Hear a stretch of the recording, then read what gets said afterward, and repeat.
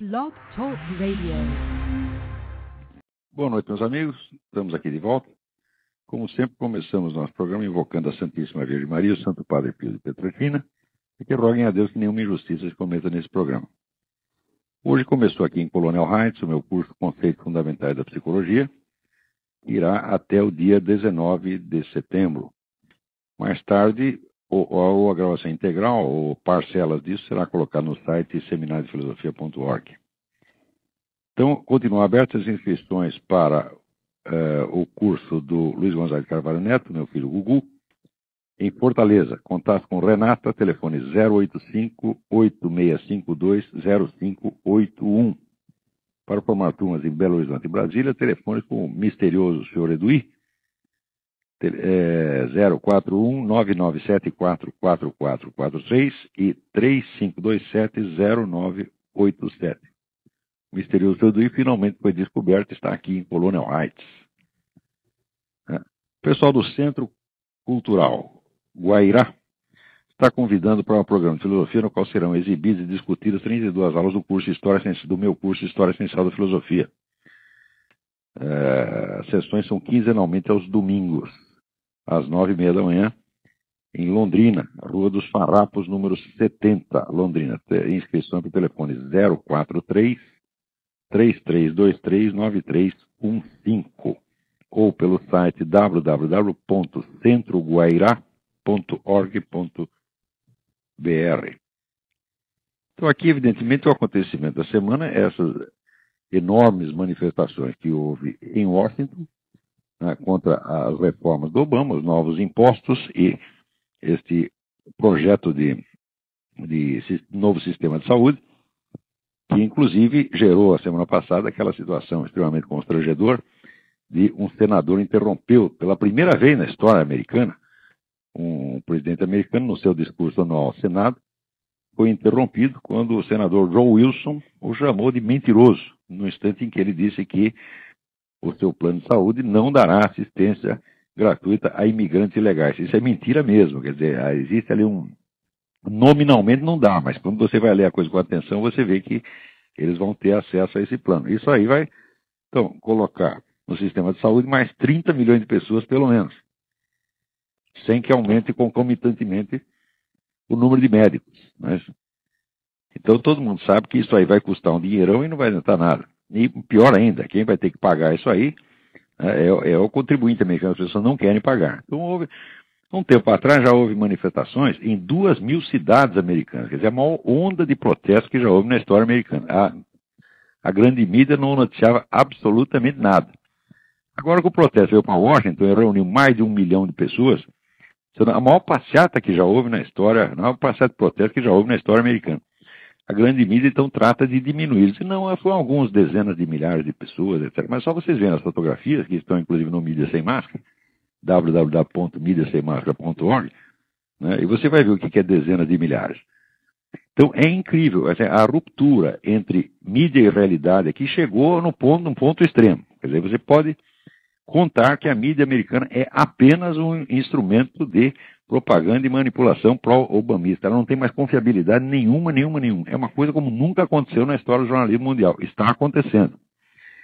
E é claro que a explicação disso é exatamente a concentração da propriedade midiática nas mãos de pessoas que estão ligadas ali ao grupo Bilderberg e dos quais o Obama é uma criação. Tendo que o Obama, na verdade, o Obama não tem importância nenhuma, o Obama não é nada. Quem manda nesse governo é a turma do Clinton. Eles controlam ali 80% do Ministério Obama, e o Obama só tem alguma liderança sobre a turminha que ele mesmo trouxe de Chicago. Essa turma não é grande, porque o Obama foi senador durante 4 meses, essa é toda a experiência política dele. Então, o que ele podia trazer? Trouxe aqueles bandidinhos, aqueles vigaristinhas de Chicago, que não são nada, né, comparado com Hillary Clinton e Joe Biden e outros. Então, quem está mandando mesmo ali é a velha turma do Clinton. Esta semana apareceu, né, um documento que comprova uma tese que eu lancei logo que apareceu a questão da certidão de nascimento do Obama. E o pessoal aqui estava escandalizado, falando, onde já se viu, o Partido Democrata não investiga a vida dos candidatos, como é que deixa passar uma coisa dessa? Eu falei, não é que eles não investigaram. Eles investigaram, descobriram que o sujeito não tinha documento, descobriram que ele estava fora da lei, E o escolheram precisamente por causa disso, porque quebrar e modificar radicalmente a Constituição americana é um velho plano de Hillary Clinton, Al Gore, toda essa gente. Só que, se eles propuserem isso em público, ninguém vai aceitar. Então, qual é a solução? Criar um factoide, né, que oficialize uma situação anticonstitucional como uma coisa irreversível. E exatamente a presença do Obama na presidência é isso. Quer dizer, depois de 3 ou 4 anos de gestão, você descobre que o presidente não era legalmente o presidente, você cria uma situação como se criou na igreja com o negócio das sedas vacantes. Quer dizer, se o Papa não é Papa, então todos os bispos que foram sagrados, cardeais que foram nomeados, não valem, os bispos não são valem, e as ordenações sacerdotais também não valem. Então, mesmo que o cara não seja Papa, é preciso aceitá-lo retroativamente para não criar uma crise. Então a ideia era essa, criar uma queda de braço entre a presidência Obama e a Constituição, de tal modo que a Constituição perdesse. Então escolheram Obama para isto. Se der certo, eles ganharam. Se der errado, o que eles fazem? Jogam o Obama embaixo do ônibus, diz que a culpa é tudo do Obama, né? Põe o sujeito na cadeia e o Joe Biden sobe à presidência e volta então a família Clinton com todo o poder. Eu disse isso no começo, parecia arriscado demais, porém esta semana apareceu a prova de que era isto mesmo. Por quê? Apareceu um documento que foi quando o Partido Democrata escolheu Obama.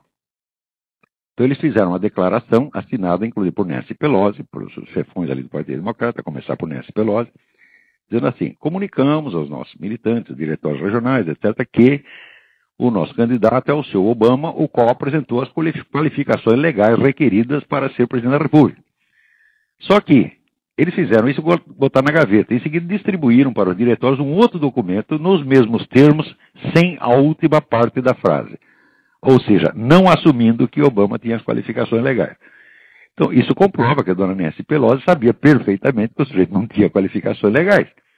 E se sabia que ele não tinha qualificações legais, escolheram por quê? Por um suicídio, para dar um tiro no pé? Não, foi tudo planejado exatamente do jeito que eu disse. Então, isso aí está lá na Canadian Free Press. Dê uma olhada, o Canadian Free Press está lá, o documento, né, provando que esta é a teoria certa, é exatamente o que está acontecendo. Então, essa semana teve esta passeata imensa, né, e todo mundo está tratando aí de minimizar a coisa para ver se salva alguma coisa, né, do governo Obama, cujo prestígio já caiu tanto, sobretudo entre eleitores do próprio Obama. Né? A essa altura, vamos dizer, muito mais de metade da população está contra ele, ninguém mais acredita, porque já todo mundo percebeu que o cara é socialista. Então, este socialismo, este radicalismo do Obama, ainda contribui para reforçar mais a minha tese. Por quê? Escolheram esse sujeito justamente porque sabiam que ele ia assumir essas posturas radicais, ele ia ir na frente, né? Então ele é a vanguarda e ele leva as pancadas. E por trás, né, sai a Hillary Clinton e Joe Biden tudo limpo. Não se esqueçam jamais que o primeiro sujeito que levantou a questão da certidão de nascimento do Obama foi um velho militante republicano amicíssimo da Hillary Clinton, que é o Philip Berger. Então aí começou a juntar os pontos. Isso quer dizer, eles fabricam o sujeito e eles mesmos o destroem. Agora, todas essas reformas radicais que eles querem passar, vai ficar tudo nas costas do Obama. Quer dizer, vão forçar o Congresso a aprovar isso. Depois de aprovado, você joga o Obama fora. Quer dizer, você usou ele como camisinha e você o joga fora, não precisa mais dele. E daí sobe lá o seu Joe Biden. Né? Então está aí explicado como é que essas coisas funcionam. A hipótese, quando eu lancei, o pessoal fala, não, mas isso é maquiavelismo demais. Eu, como maquiavelismo demais? Se até eu sou capaz de entender isso, você imagina as putas velhas, tipo Joe Biden, Nancy Pelosi, não é capaz de inventar uma coisa dessa. É capaz de inventar muito pior. Então, o Philip Berger é um militante democrata. Quem eu falei republicano? Não, pelo amor de Deus, aqui estão me corrigindo. O Philip Berger é um velho militante democrata, amicíssimo da Hillary Clinton. E foi ele o primeiro que levantou a questão levantou a lebre da certidão de nascimento do Obama. Agora, vejam que coisa, para confirmar ainda. Ele foi o primeiro que levantou a coisa, fez um corobodó e depois ficou quietinho no canto. A hora que outras pessoas assumiram, apareceram outros processos, começou a pipocar processo, tudo, o Philip Berger adotou um low profile, ficou no canto, né? O serviço dele já está feito, já jogou a merda no ventilador, agora vai embora. Né?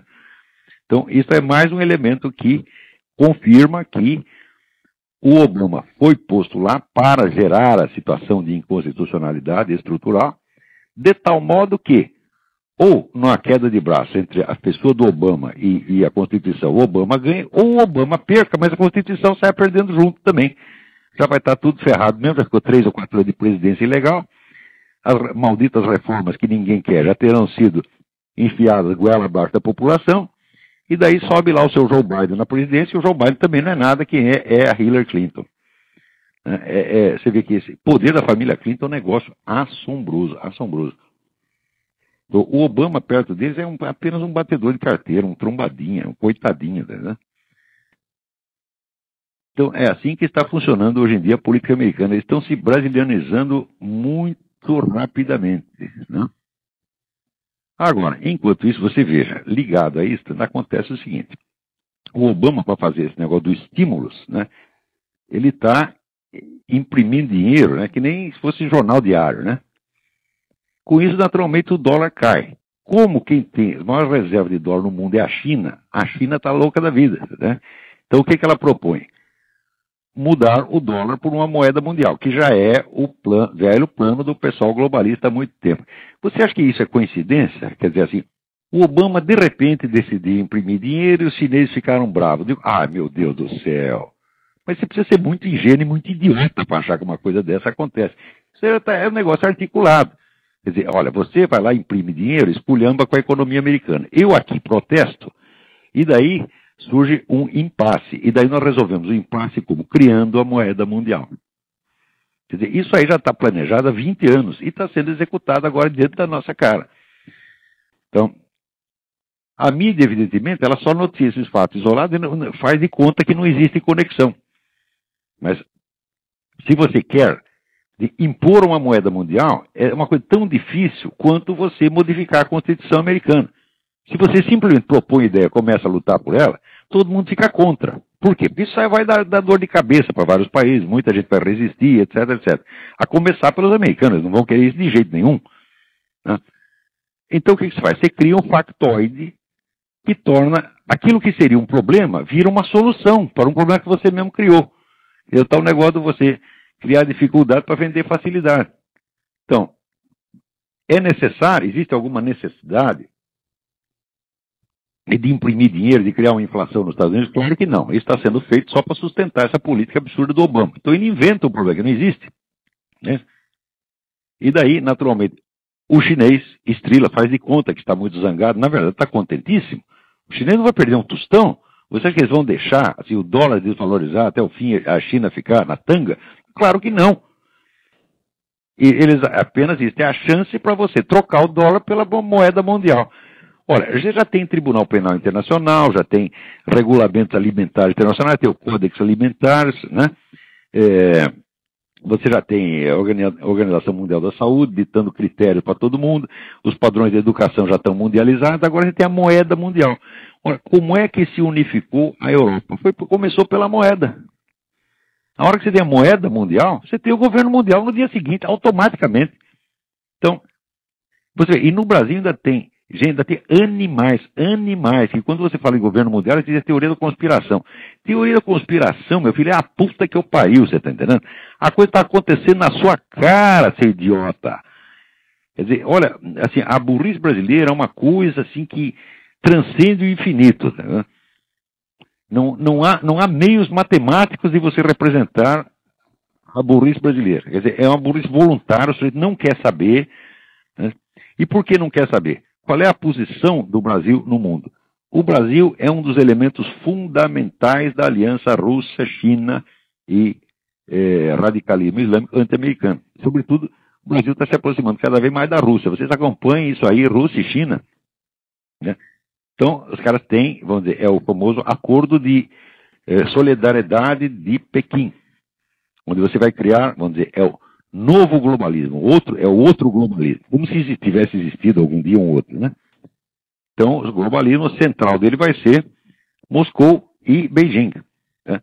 E o Brasil é uma peça importantíssima nisso. É por isso que o Brasil foi sendo todinho adestrado para raciocinar só em termos de esquerda. Quer dizer, a esquerdização total do Brasil onde um partido social-democrata, que é o PSDB, passa a ser a extrema esquerda, quer dizer, não pode existir nada à direita do PSDB, então o país já está integralmente convertido ao comunismo e nem sabe, porque nem sabe que merda é comunismo, né? Então, o Brasil tem a sua função aí, né? Agora, essa semana eu recomendo que vocês leiam o artigo do Percival Pudina, que saiu na Zero Hora, né? O artigo chama-se O Foro de São Paulo vai às compras. Então, essas compras de armamentos que o governo está fazendo, isso aí para que é, hein?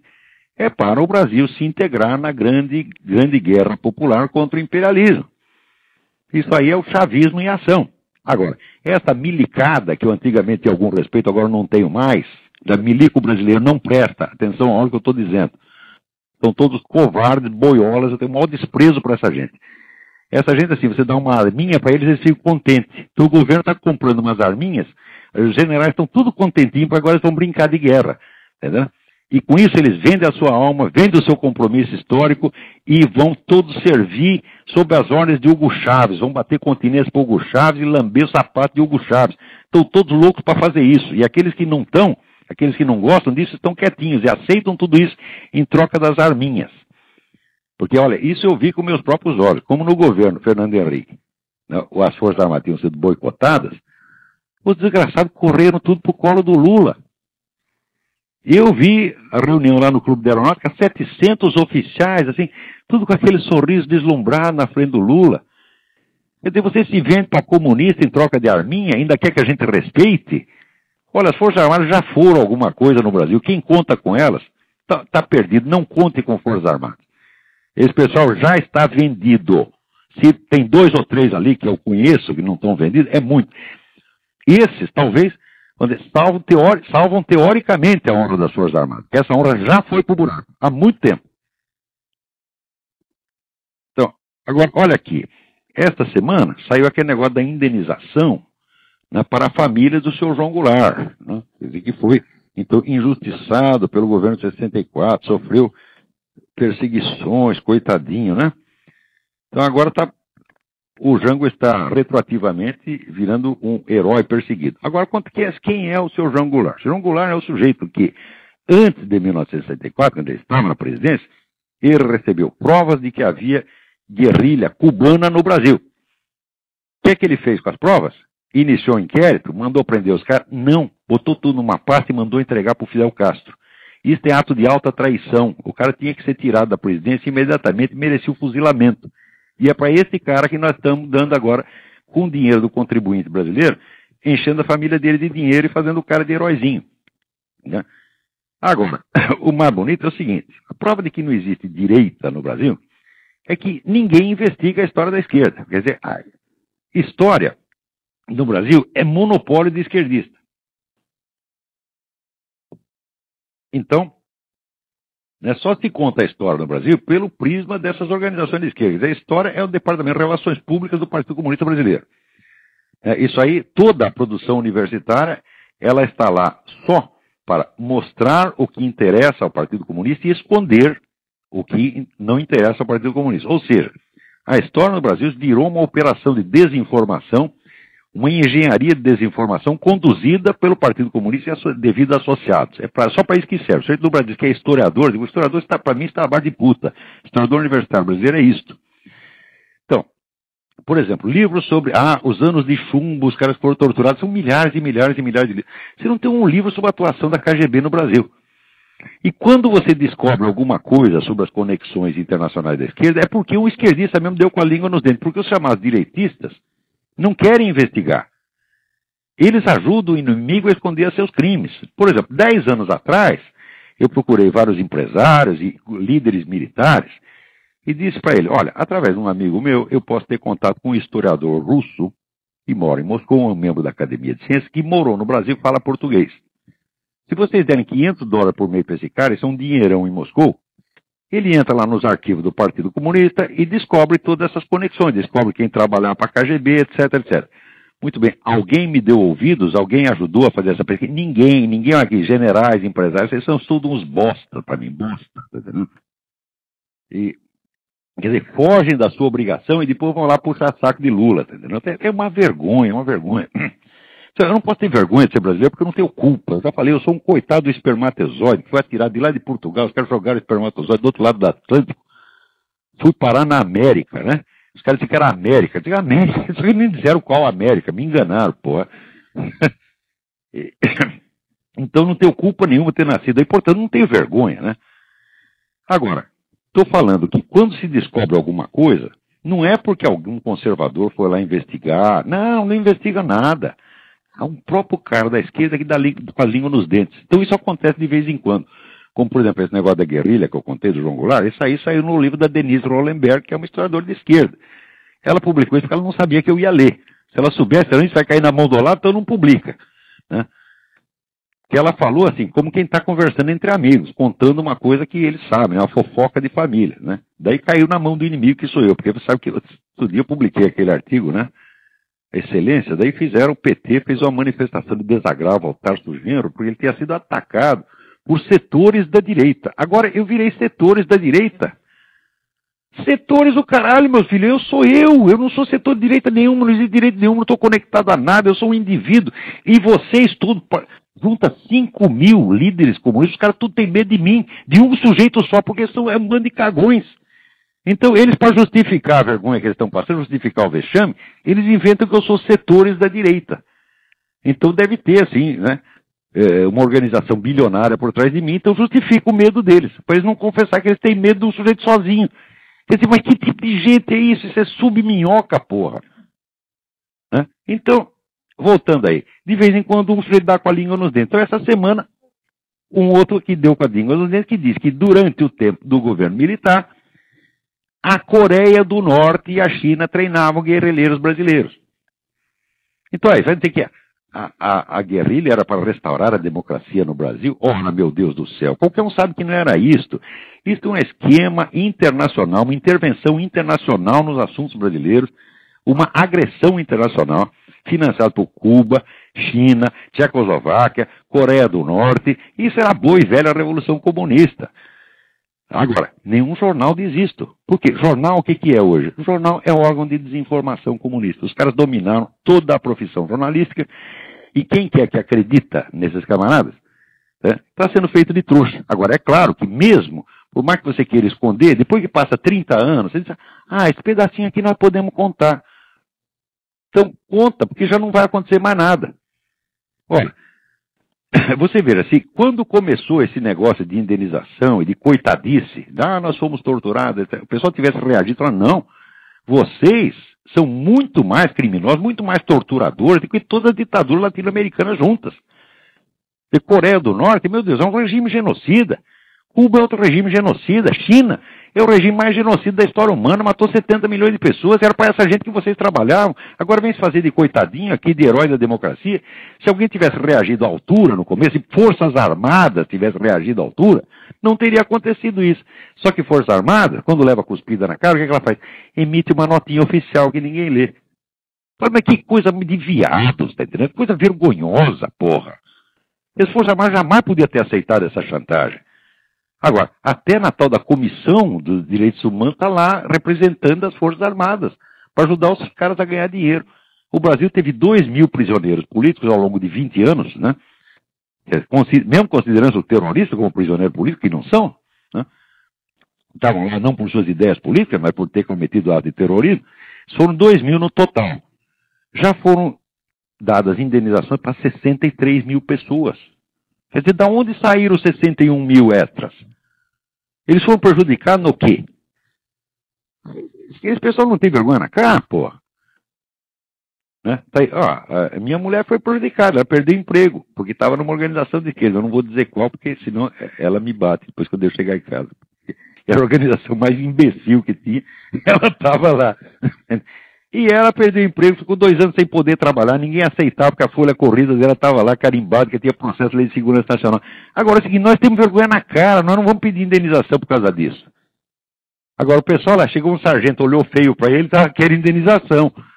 Porra! Né?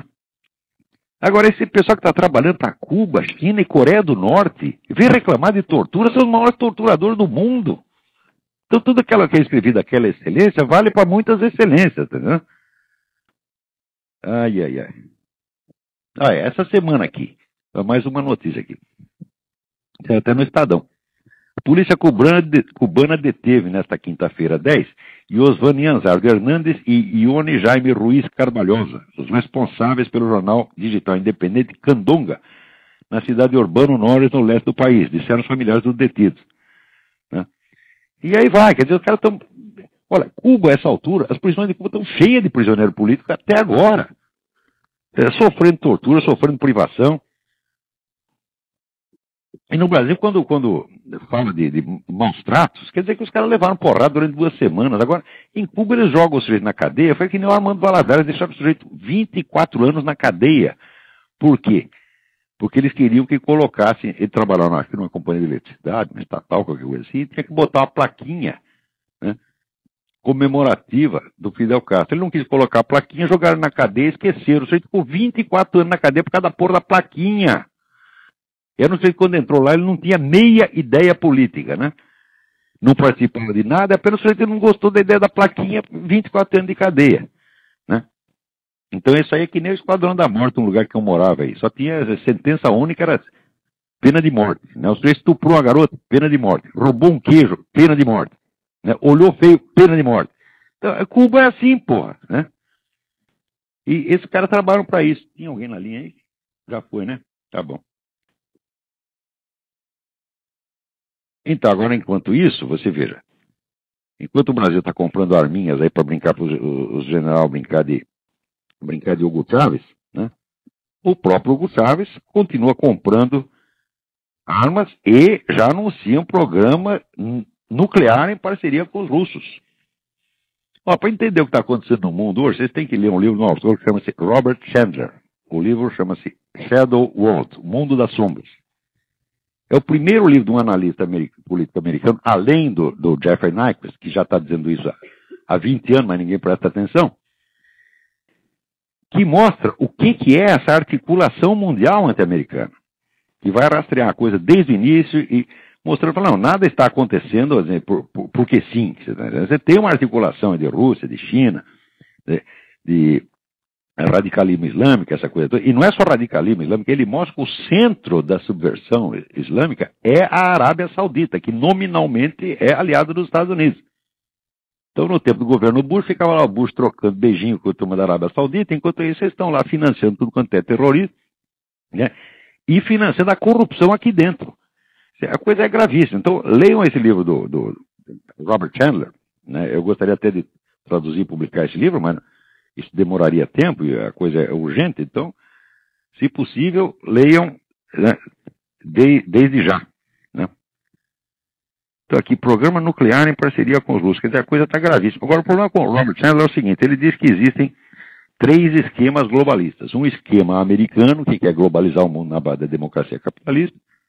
Né? Um esquema russo, que quer montar, vamos dizer, o neomarxismo no mundo. E o esquema islâmico. Ele esquece, ele não aborda o esquema americano da maneira como deveria. Quer dizer, ele vê o pessoal da esquerda americana todo como ligado ou ao esquema árabe ou ao esquema russo. E ele esquece que uma boa parte do esquema globalista americano é anti-americano. Você pegar esse pessoal de Fundação Ford, Fundação Rockefeller, a turma do CFR, tal, esses pessoal estão financiando o movimento de esquerda no mundo inteiro. Então, vamos dizer, o esquema globalista americano, ele é meio a meio, né? Quer dizer, metade é americana, outra metade é anti-americana e é aliado desse pessoal, russo, etc, etc.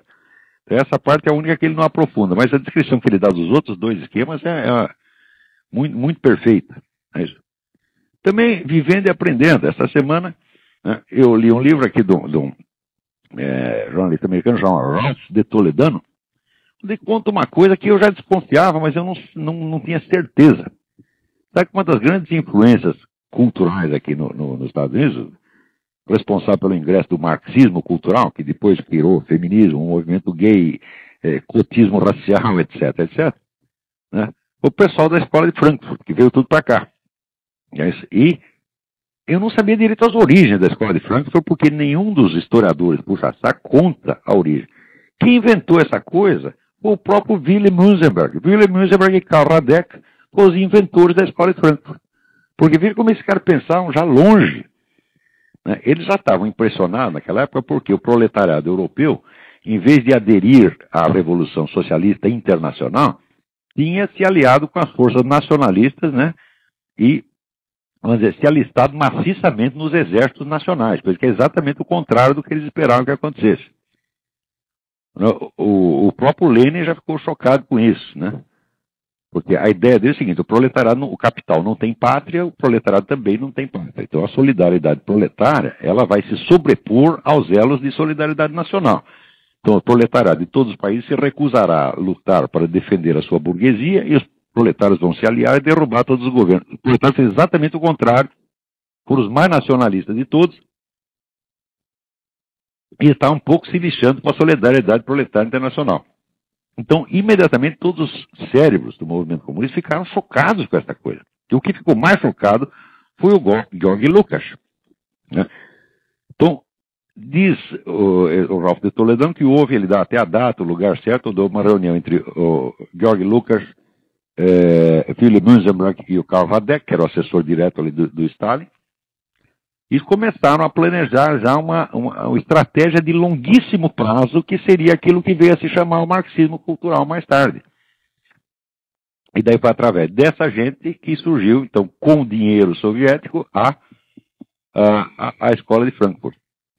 Então você vê, para muitos idiotas, a Escola de Frankfurt era o marxismo não soviético. Para que marxismo não soviético? Nada, não soviético de fachada. Quer dizer, eles não se comprometiam publicamente com aquelas desgraças que estavam acontecendo na União Soviética, e diziam, aliás, até que não tinham atuação política. O objetivo deles era puramente científico, né?